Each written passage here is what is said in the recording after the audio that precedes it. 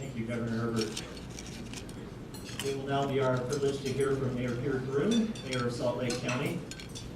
Peter Coroon was elected mayor in November 2004, and Salt Lake County is Utah's second largest government. He was re-elected in 2008 with 66% of the vote. Throughout his tenure, Mayor Coroon has consistently prioritized quality government through fiscally responsible policies that reflect his goal of an open, honest, and ethical government, and economic development policies to create better, high-paying jobs. Mayor Coroon also recognizes that one of Utah's greatest assets is our natural environment, and believes that being a good steward of air and water quality is critical for our long-term success. In addition to being mayor of Salt Lake County, Mayor Coroon also serves as a board member for the National Association of Counties, the United Way, the Economic Development Corporation of Utah, the Utah Technology Council, and the Utah State Board of Tourism. Mayor Coroon has a bachelor's degree in civil engineering, master's in real estate development and finance, and a law degree. He lives in Salt Lake City with his wife Amy and their 3 children, and they enjoy recreation, church, and school activity. So Mayor, we give you 20 minutes, and welcome.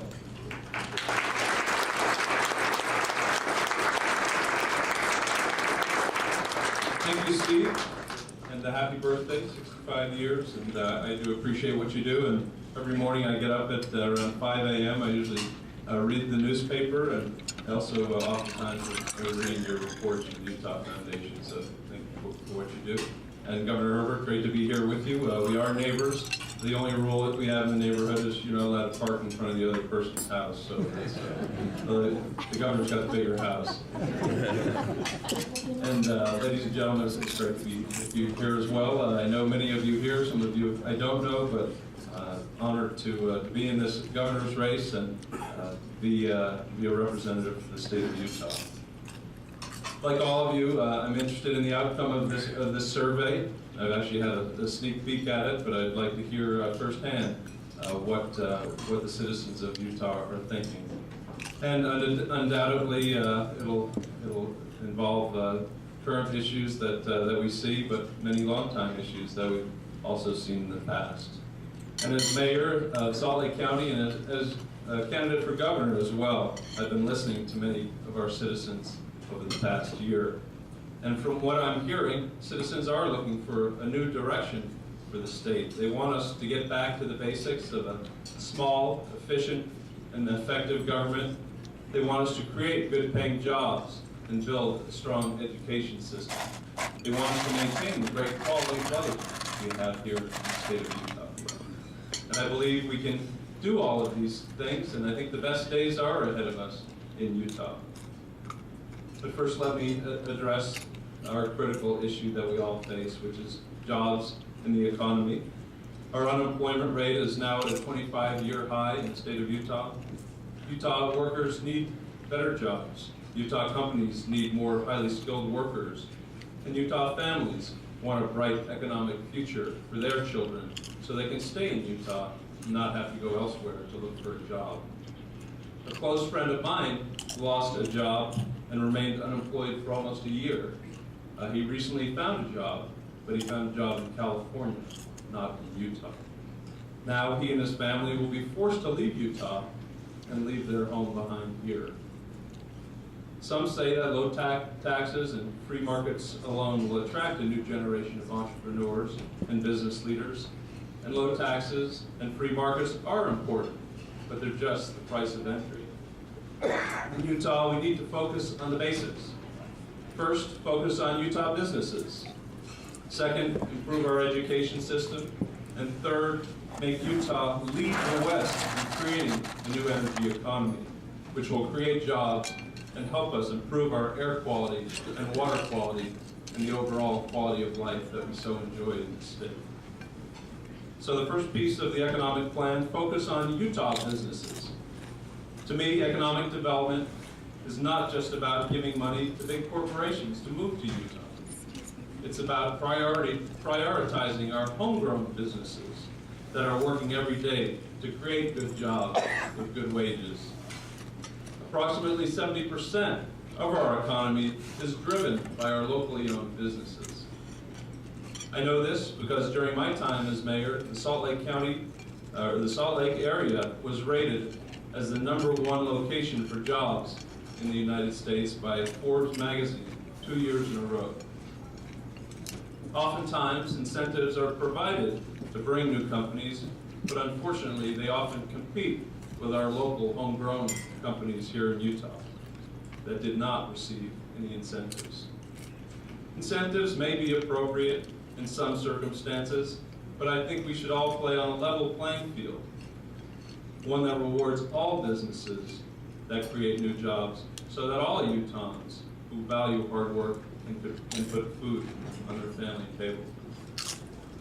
Second, economic development is also created by having a strong education system, one that can retrain workers quickly when they lose a job, and a system that prepares our young students for the future. I'm a board member of the Utah Technology Council. I recently met with Rich Nelson, the executive director. A survey of his members indicated that we have over 600 jobs that are currently available for people with science and math backgrounds. This year there will be over 1,000 jobs available, and many of these jobs go unfilled or take time to get filled because we do not have students who have the education and experience to fill them. That needs to change. Right now, we're seeing millions of dollars in cuts to our education budget, while enrollment in K-12 and higher education has increased by almost 24,000 new students. Utah once ranked in the top 10 for states as a percentage of personal income going towards education. We now rank 33rd. Although we used to be working to keep pace with the amount of funding per pupil, as of 2009, we ranked dead last and over 20% below the next state for pupil funding. Our class sizes are growing, graduation rates are decreasing compared to other states, and college tuition prices are skyrocketing. 2010 is the second year in a row where our students are facing the potential of double-digit college tuition increases. Utahns will not tolerate, and our children cannot afford any further decline in our education system. There are many ways we can improve the situation without a lot of new money. For instance, we can focus on new technology, fostering more parental involvement, investing in early childhood education and after-school programs, and by working more closely to align our K-12 education system with higher education, and better aligning our entire education system with our business community to make sure that those coming out of school are ready for the jobs of not only today, but for tomorrow. Over the years, we've studied how to improve education, but now is the time to act. I believe that Utah should dedicate itself to becoming one of the leaders in the nation in high school graduation rates. And I believe that education, higher education, should be accessible to every student who wants a college degree. In Utah, we have a proud tradition of education excellence. We need to honor that tradition by taking as our guiding light the principle that every child is worth the investment of a good education. In last year's annual report, Superintendent of Public Education, Larry Shumway, noted that in the 2008-2009 fiscal year, Utah added 19 schools, including 7 new charter schools, to accommodate more than 12,000 new students. He reported that despite larger class sizes, despite lower salaries, despite reduced support, Utah students continue to benefit from the best efforts of their teachers. But the Utah Office of Planning and Budget estimates that by 2030, our public school-age population is expected to increase by more than 264,000 new students from the year 2000. That's an average of about 8,800 students annually, and that's for grades 1 to 12 only.